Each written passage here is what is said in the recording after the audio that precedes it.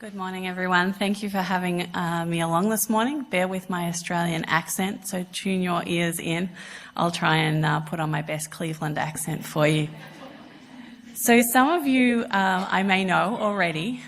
Some of you, hopefully we can be a resource for you to talk this morning a little bit more about cardiac sarcoidosis.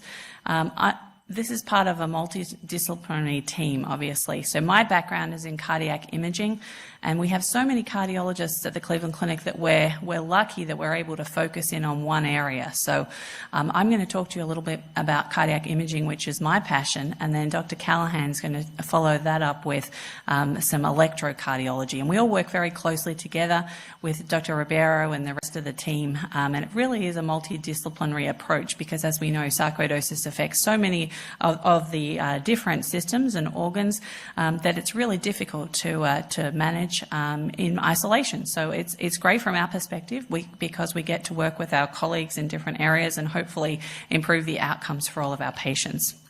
So we've heard already about some of the pathophysiology behind sarcoidosis, and the process in the heart is similar to what goes on in the rest of the body, obviously. So we're initially dealing with a process of inflammation, and we know that this develops into granulomas in many places in the body, including within the heart muscle, can occur in other areas in the heart, such as the pericardium, which is the sac around the heart.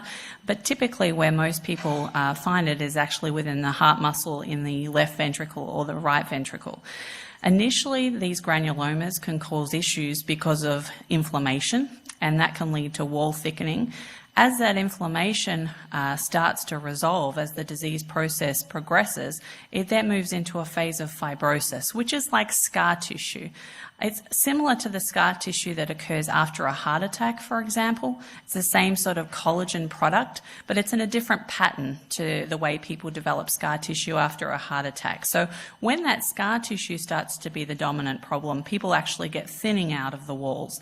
And so we use different types of cardiac imaging techniques to work out what is the best strategy to detect what's going on. Is it acute inflammation, or is it the more chronic scar that we're looking at? The problem that we're dealing with is this inflammation and fibrosis in the scar tissue can lead to symptoms. Now, for many of our patients, these are non-specific symptoms which are really difficult to tease out. So it can be things like fatigue, shortness of breath, reduction in exercise capacity, palpitations. Sometimes that can lead to arrhythmias and fainting, and obviously putting people at risk of life-threatening arrhythmias. So we're dealing with all those problems. And then ultimately, if you get enough burden of scar tissue in the heart muscle can't pump as well as it should. And that's when people start getting into trouble with symptoms of heart failure, which can be swelling in the ankles, shortness of breath, especially when you're lying flat. And I think our management strategies have to change depending on what phase the person is in, whether they're in more of an inflammatory phase or more of a scar burden phase. So when we think about how many people do get cardiac sarcoidosis, there are a lot more people who have it than we realize. And I think it's really just the tip of the iceberg is the people that we see in clinics. So the incidence of cardiac involvement is around the 20 to 30% mark, but many of those people will never actually have symptoms from cardiac sarcoidosis within their lifetime. And on autopsy studies, we can find that in up to 40 to 50% of patients. So symptomatic cardiac involvement occurs in about 5% of those with pulmonary or other extracardiac sarcoidosis. And just to say that we obviously have a population of people who have isolated cardiac sarcoidosis, which is a much smaller group than the broader extracardiac sarcoidosis. That being said, we feel like we're in an epidemic of sarcoidosis. I think the number of patients that we're seeing is growing exponentially. Most of this, I feel, is because we're getting better at detecting the disease. We're getting more advanced, more sophisticated imaging methods, so we don't have to wait until someone has a really end-stage burden of disease. We can detect that earlier and hopefully institute treatment that's going to lead to better outcomes in the long run. There are multiple criteria for assessing cardiac sarcoidosis. Obviously, as we've heard already, having a tissue diagnosis is what we prefer because we can then be certain about what the diagnosis is. Many cases that's not possible, and we have to rely on other things such as imaging and arrhythmias, results on ECGs and so forth to come up with a best guess scenario. Is this highly probable that the person has sarcoidosis or not? So I think this is one area we're wanting to develop and certainly come up with a more global approach to this so that we have one unique set of guidelines that we can refer to about how we investigate and evaluate people. As I said, tissue biopsy is the preferred method of diagnosis, and we call this an endomyocardial biopsy. And this is done when we go into the heart and take a small biopsy of tissue, which we hopefully then are able to diagnose the sarcoidosis from. The downside is that this is a blind procedure typically, and you're going in and you're taking a random sample of 5 or 6 tiny little bits of muscle, usually from the septum of the ventricular septum, from the right ventricular side of that. So the sensitivity for detection of these granulomas is really only about 30%. So you imagine it's sort of toss of the coin, really. That person might have sarcoidosis, but it's just that we're not picking it up. So it's difficult to be confident about the results. And for that reason, these days, we're not sending as many people to biopsy as we did in the past. One really exciting area that is on the horizon is electroanatomic mapping, because this may allow us to target the area where we think the granulomas are and to then actually biopsy from those areas. And Dr. Callahan is an expert in this area for his electro cardiology. So this is a technique we use for other diseases, and now increasingly is something we may be able to use for sarcoidosis. So I think that's something on the horizon and being done sort of in a non-generalized way at the moment that will help us in the future. So as I said before, the newer advances in imaging have really led to us being more confident about diagnosis and detecting people with sarcoidosis much more readily than we did before. And that's why there's such a broad range of people who with extracardiac sarcoidosis who we're now detecting cardiac sarcoidosis with.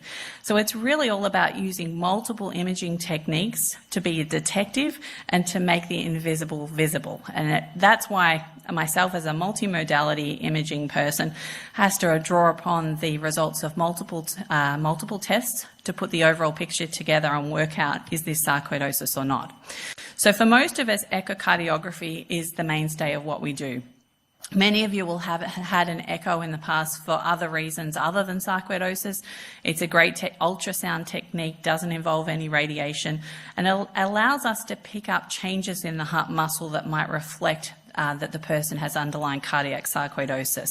So initially we can see that the heart function is preserved, but people start to get these little areas of thinning in the heart muscle, which can develop into focal aneurysms. And then that can progress into someone having a dilated heart which has global dysfunction, and then we use the term cardiomyopathy when that person is really at the other end of the spectrum and starting to develop symptoms of heart failure. The problem with echo is it's a great tool, but it doesn't detect really early disease in people who have a normal heart, who might be asymptomatic but want to be proactive about finding out if they have any evidence of underlying cardiac sarcoidosis. Here we've got an example of someone with more end-stage disease who's got thickening of their septum, we can see in both views here. So this would be someone that obviously we would want to detect this and get them into treatment. But if there was a way we could pick these changes up before they become as dramatic as this, then that would be much better.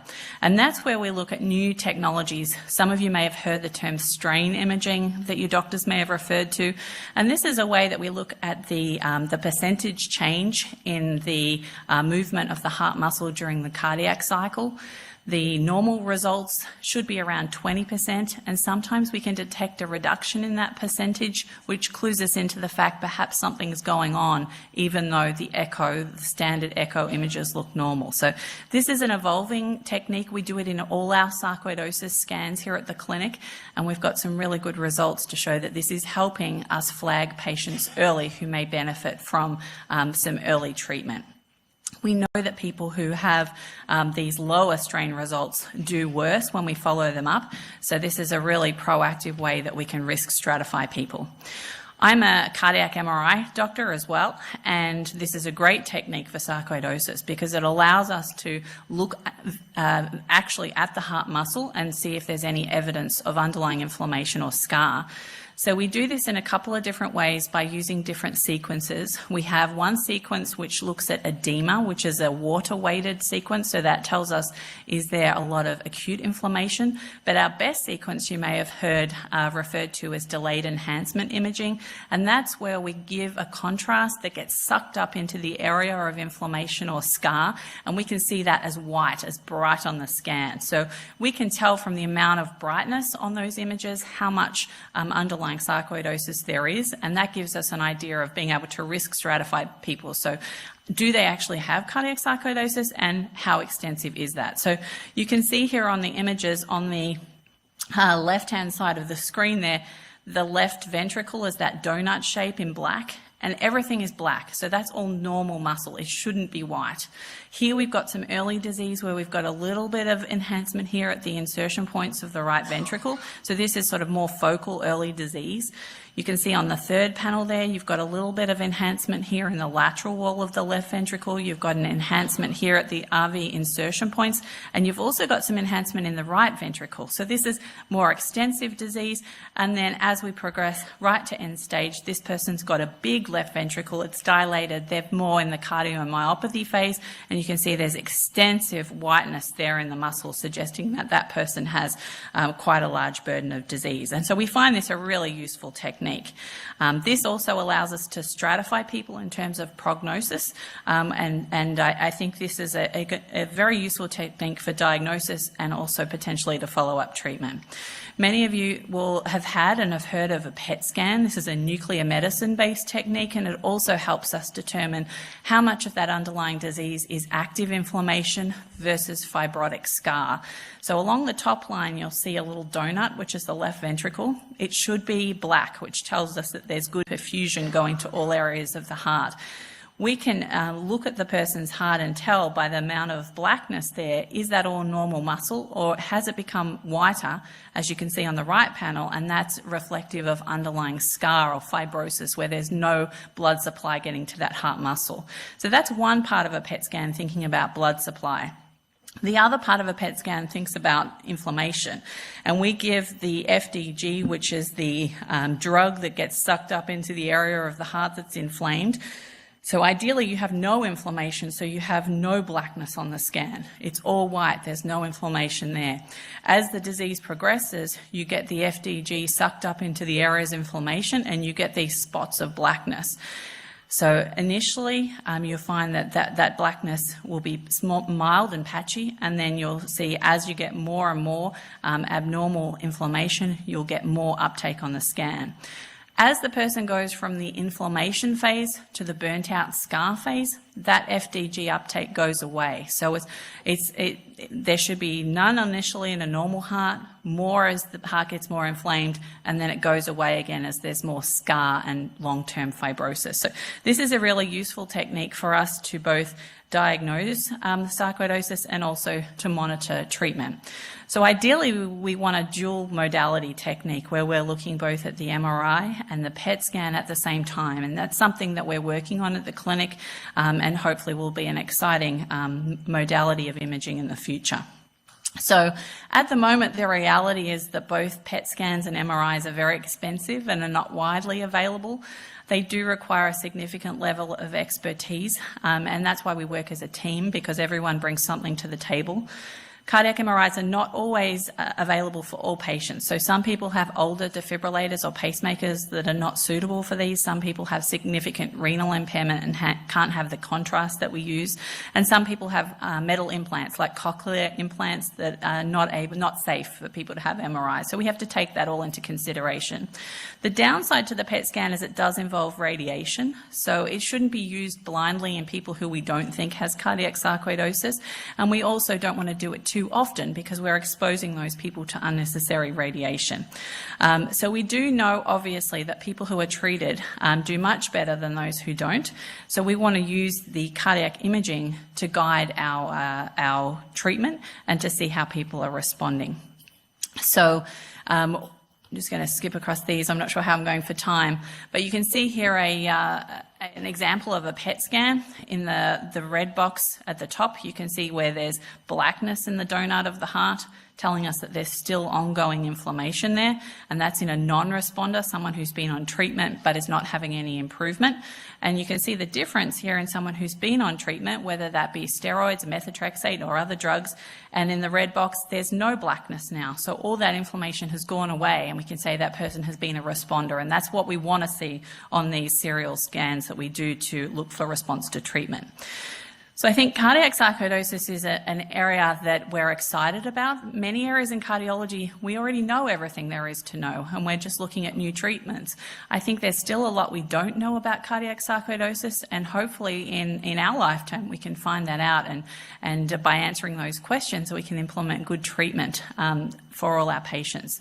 So what we don't know at the moment is, should we be screening all patients with extracardiac sarcoidosis for cardiac sarcoidosis? Now, we probably should, but at the moment, how often should we be doing that? How should we be doing that? Should it just be with ECG and echo? Should we be doing an MRI?